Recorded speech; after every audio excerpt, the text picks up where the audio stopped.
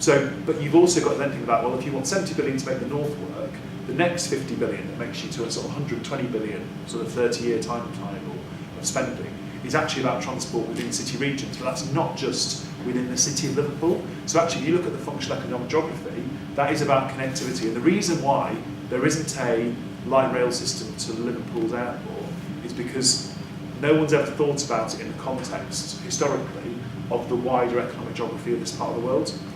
So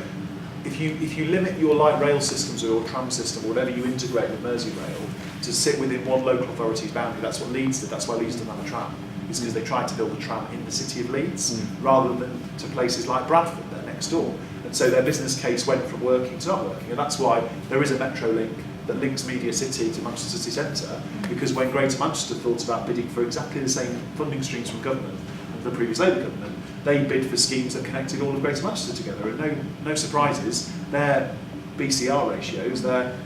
value ratios for what that investment would generate, and just the economic, wider social case was 1 million times better. And so once you think about getting away from parochialism and actually think you need a connectivity to the airport, then you need to look at the economics of what else could you build